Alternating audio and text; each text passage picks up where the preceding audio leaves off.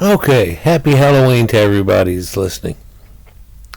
Well, hope you're watching this around Halloween. Every year I seem to make a few videos if I can about Halloween coming into it so we can help celebrate it together and get you in the mood and the whole 9 yards. Just the same way that I do Christmas videos and realities of, like the Nativity or something about Christmas each year. And try to have that in there. In fact, I should just make it its own category by now because I think there's like 12 videos that I've done on this subject of Halloween. And I guess one of the most important ones that I did was a connection to witches, which you see over here on the right side of the picture here. But this concept of witches is connected to these asteroids and these meteors and the meteor shower of the Halloween, as they call it, the witches' brooms, or witches upon brooms, and they're zipping through the sky. And this is supposed to mimic what that was all about. And of course, tales of burning witches and things like that goes on in there, and the connection of what witches could actually do, because generally, if you think about it, the witches are always females, even though there is a warlock concept, which I guess I ought to do a separate video about it, but you can just mention it and the difference and da-da-da, and you're there. But anyhow, the witches are usually an old, craggy lady. And that's because whenever they used to try to steal the land from that old craggy lady, if they made her into a witch, then she had no grounds for the land and not be able to pass it on to her kids. And there was a different criteria or itinerary that they would have that would point out this as being a witch. And when it's simple, is if that she had a garden. And of course that contains roots that they would use for medicines and poultices, but this is also known to be in potions. So if you've got a cauldron, you're making potions or doing whatever, you can say you're making a big pot of stew, but no. And cats, black cats.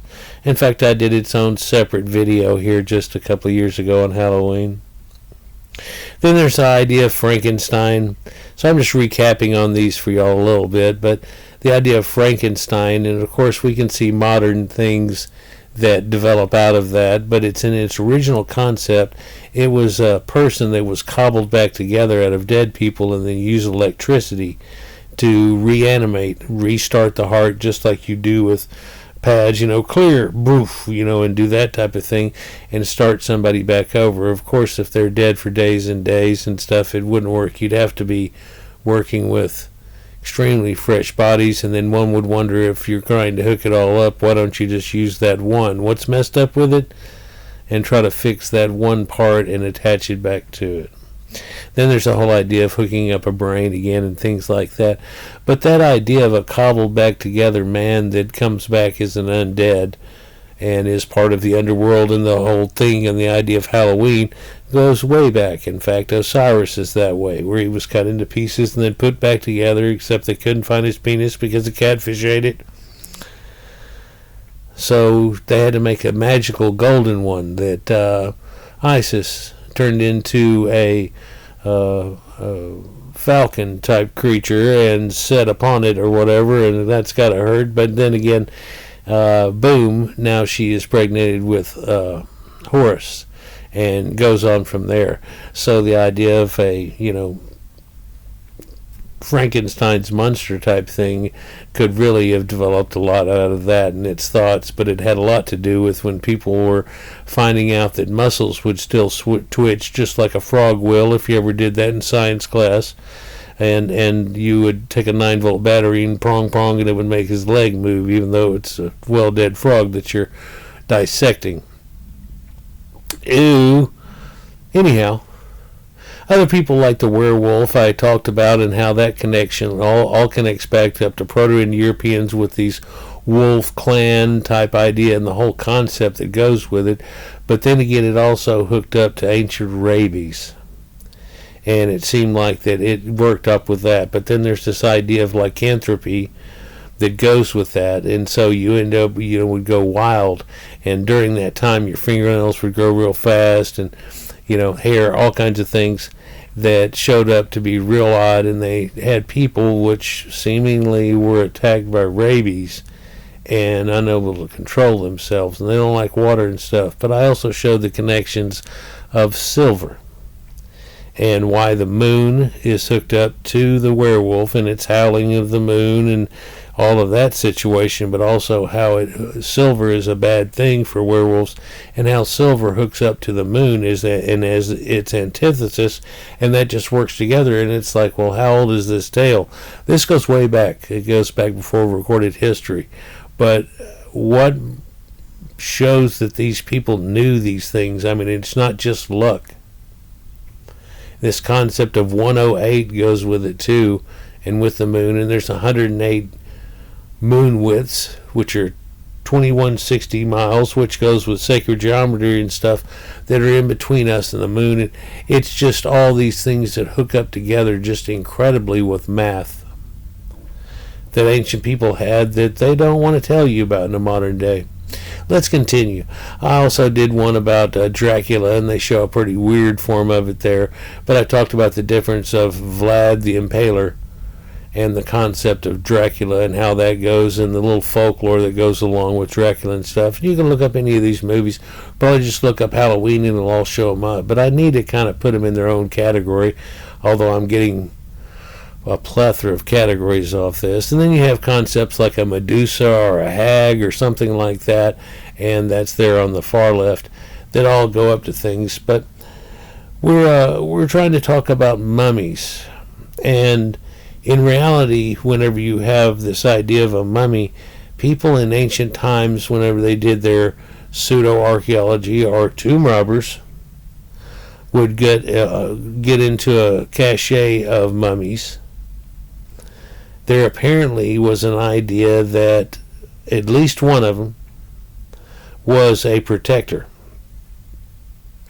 And so he would come to life, and he would be part of the mummy's curse, like they have the curse of Tutankhamun and all that situation, right? So they have this mummy's curse situation, and how it would activate is if you touched that king's coffin, or sometimes they'd let you get the coffin open, but you touched the king's body in any way or anything else. As soon as you touched that, he would animate, and his eyes would start glowing, and here he goes coming after you, and he slowly comes to life.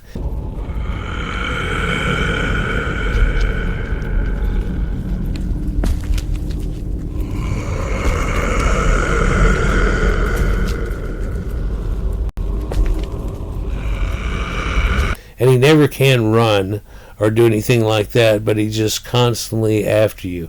It's that concept, kind of like the Terminator, where like he's never going to stop. And in fact, even in the Terminator, they correlate it with that mummy situation. If you noticed, he hurts his leg real bad there at the very end, and he starts going after him, and he's going down the hallway and dragging his leg, which is very much, the idea of Boris Karloff and the Mummy in the first place, and the way that he played him. And that was because of rigor mortis and ideas that go along with that, right? When I was a kid, I told you I used to play D&D and stuff like that, and we played mummies and that, and you have to kind of play it out like it really happened and stuff. But the idea was, not until you touch the guy did it activate, but once it activates, there was no turning it off. It was like the Terminator.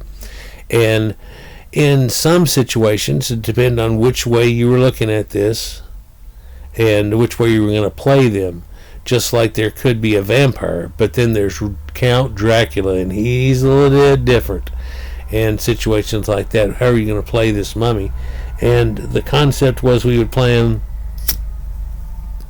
that as soon as you touched that king or his coffin or whatever, it's not just you getting into the room, but as soon as you touched it, so they would let it happen and let everybody you'd be a little bit secured there. And then all of a sudden, this other coffin that's over here would bust open, and lo and behold, that guy would come out, and just start coming after you. And let's see, there's rules to this, of course, that makes it all work out right. The mummy can't talk or anything like that. He's immune to a lot of types of magic, by the way. But also, there are things that affect him worse, and you can imagine why when you figure it out, that there are magic spells for fire and things like that. In fact, you could just take a torch and set this thing on fire, and it would, burn them all up. And in fact, there was ideas, just like you've got to put a wooden cross through a Dracula or vampire, you had to burn the heart of this mummy because its heart was its brain, and you had to do that. And so sometimes even chopping off the head wouldn't make it quit. In fact, we played them out to where sometimes whenever you'd chop him in half, that other second half of the body would drag itself along trying to go after you. And you may run away and go all the way home, but how long is it going to take that thing to get to you? Because it's going to show up here in a day or two. In fact, if you cut off one of his arms, sometimes just that arm alone would be crawling after you.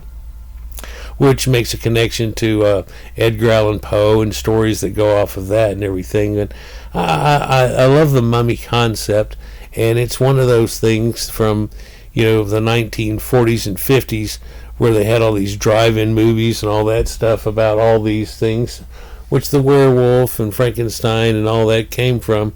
But the mummy was something else that stood out and made it a little bit different, and it was kind of based on a false impulse idea of the curse of the king. But in a lot of cases, they would go into this mummy cache where there would be more than one, and apparently one of these was the king, and the others were ones that were going to go to their afterlife separately. But one of these in here, if not more, were actually a protector. And supposedly, they had this idea that they had to have a perfect, death to go into afterlife, and their whole body had to be there.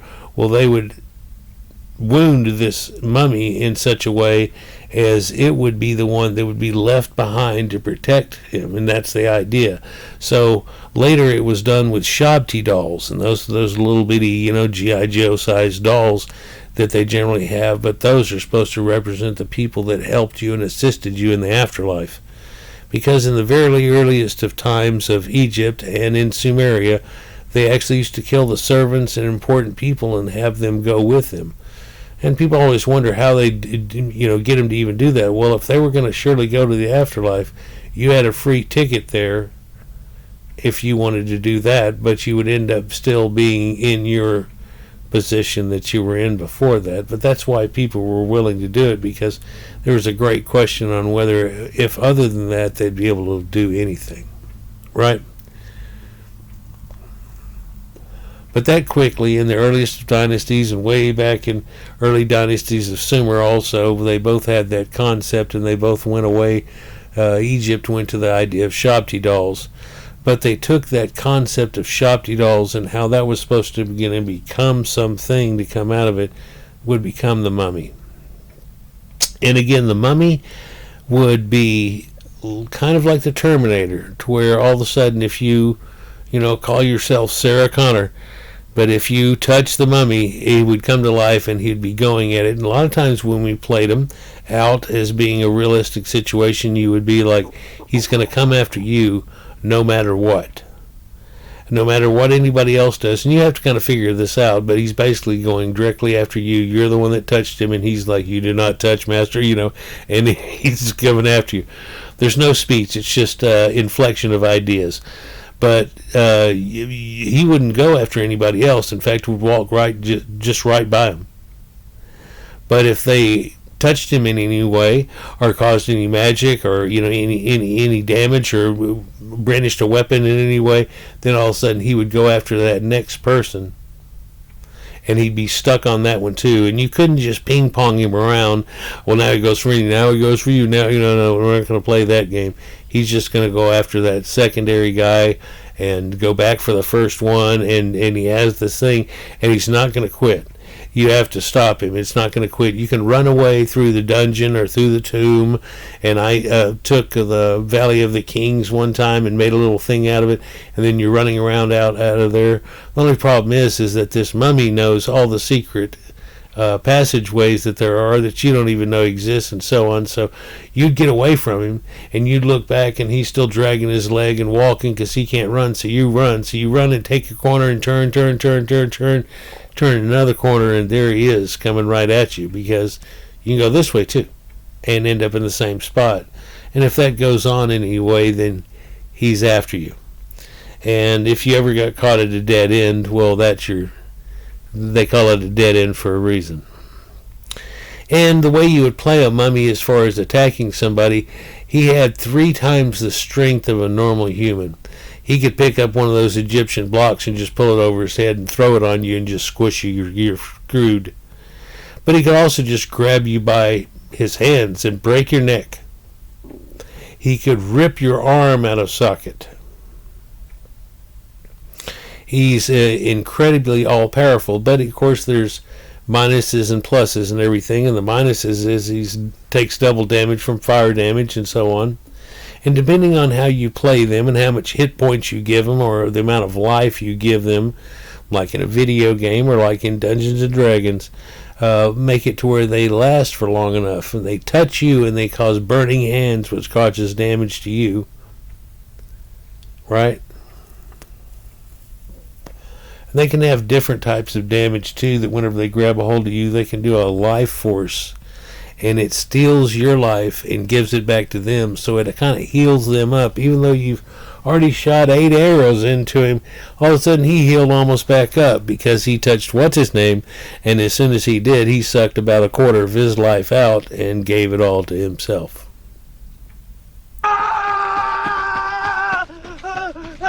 No! Ah! Get away! Get away! Ah!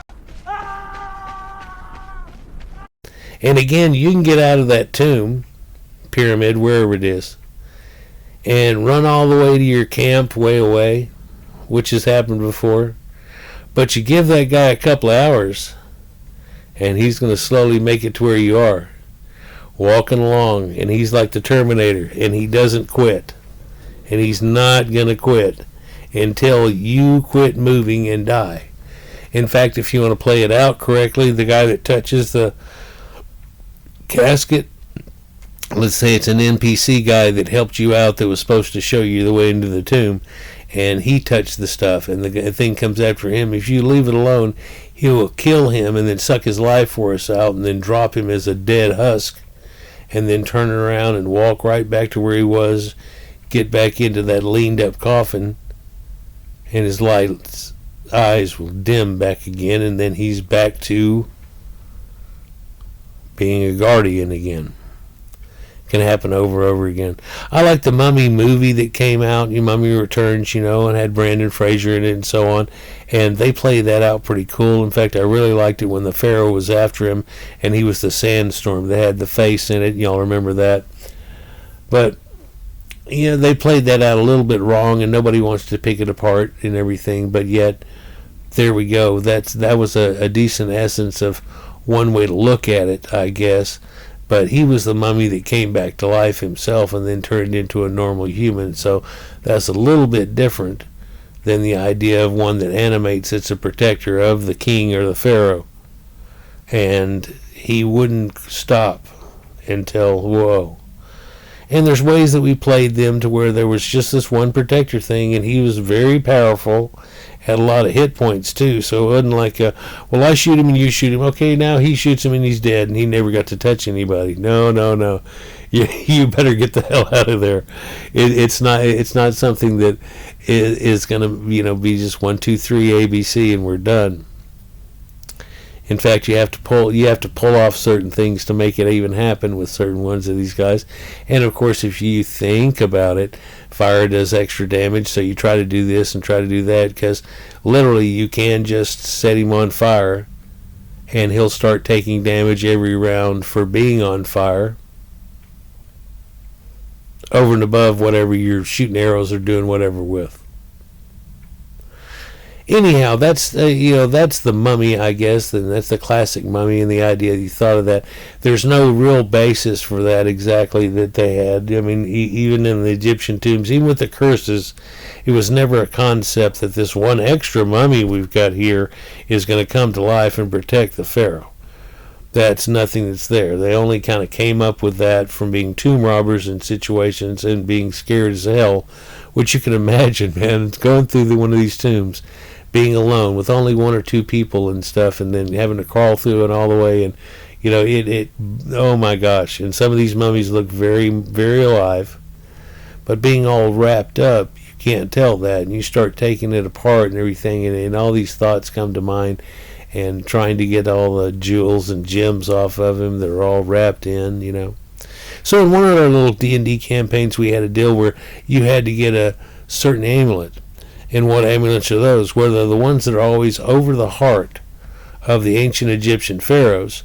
So you're going to have to find out somebody, and go with Ingmar, and he's going to take you into a place and do it and everything, and it's going to cost you a certain amount of money, but you get these other things out of there along with your amulet you're looking for that's going to help out the situation you need, and it'll help pay for it back in some way and so on, and helping hands, blah, blah, blah. But dun, dun, dun. Oh, there could be all kinds of things that happen just on you trying to go to the tomb. You could run into certain things that cause problems, and you have to fight against them or whatever before you even get to the tomb.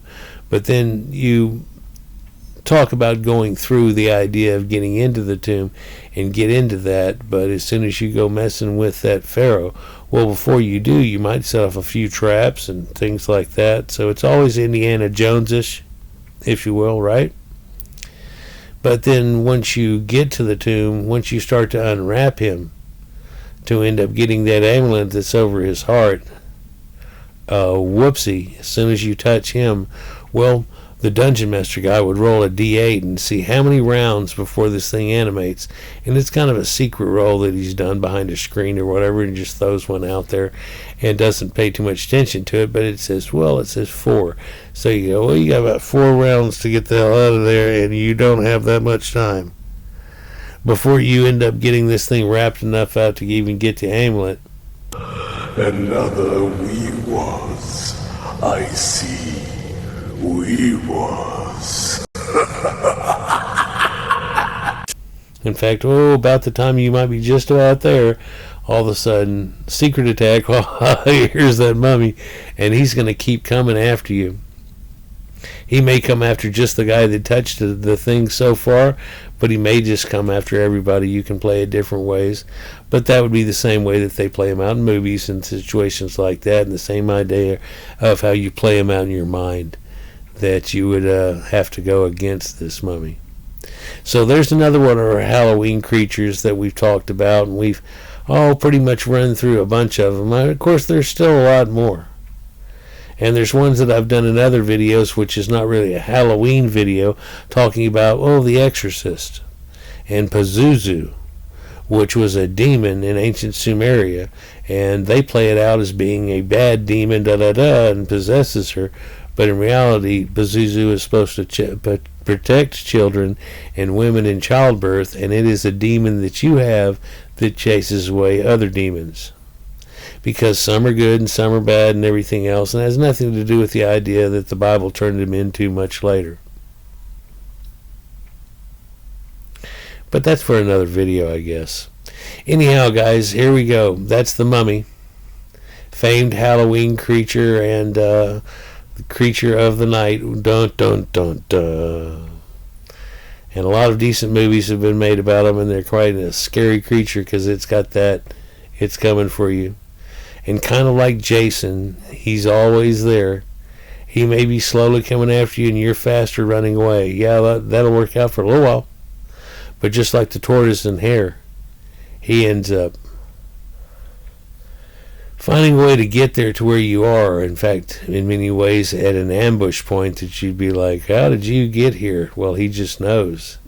And of course, when he comes around the corner with those glowing eyes and da-da-da that you could say that he has, it's like, oh, yeah. Anyhow, guys, we'll get on to the next one. But I hope you're enjoying your Halloween situation here, the season and everything. It's one of my favorite hobbies or holidays that I've always had. When I had kids, I always made these real elaborate type Halloween haunts for the yard that you had to go through. And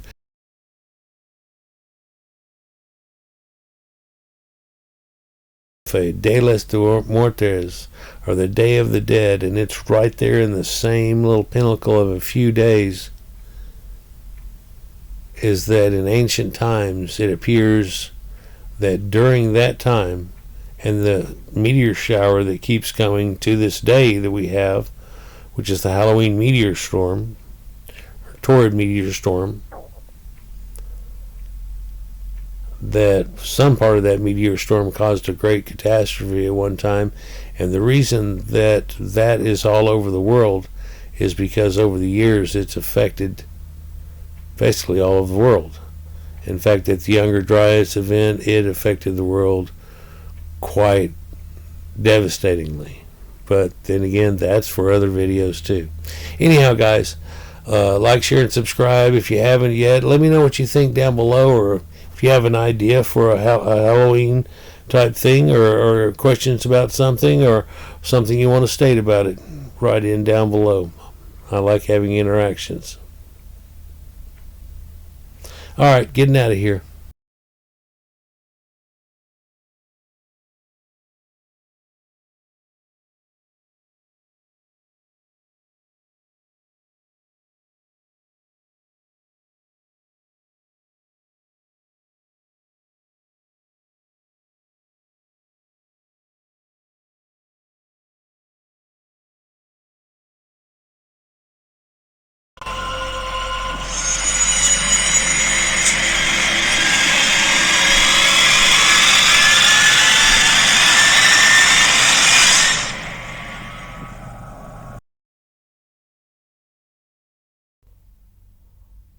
The famed Egyptian archaeologist Dr. White is entering a new season in Huwara at the Labyrinth, and he has a new helper.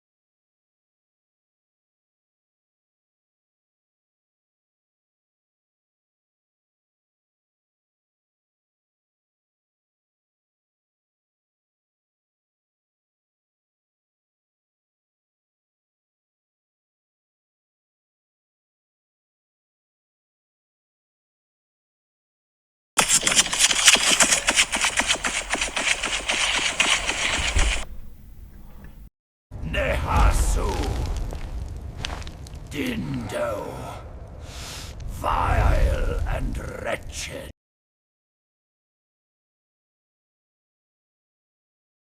Did you? I come for you, did you?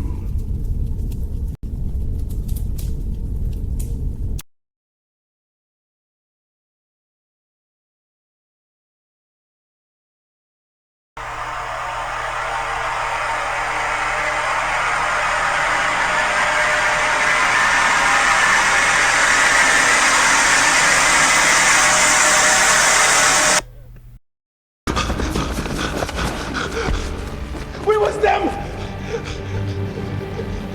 Gibsons! No, we wasn't. Nehasu. Dindu. Troglodyte. Better run, Dindu. Oh, not that way.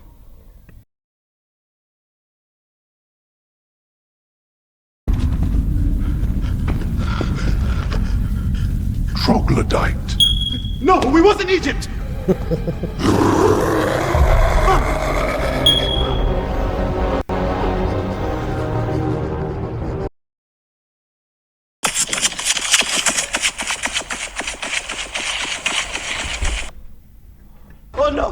Oh no! Oh, come on! Ah! We was them Egyptians? No, we wasn't!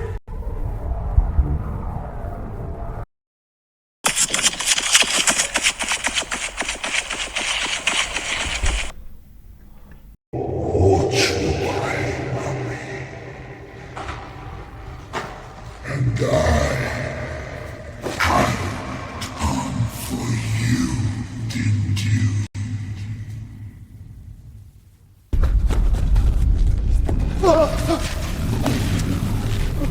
We was kings. No.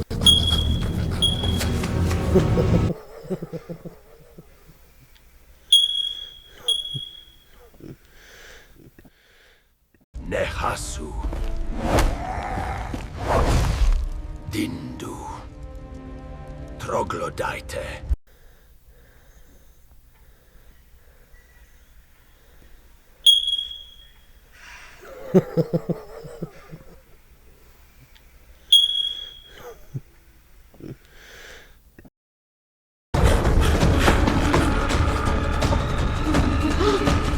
Nehasu, I come for you.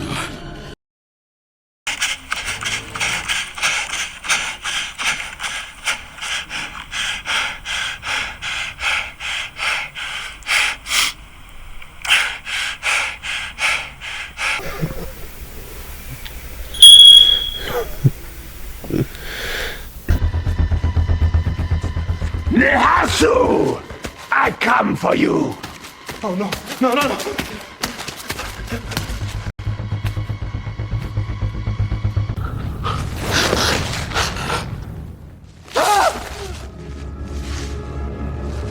Let me go. Don't have to do this.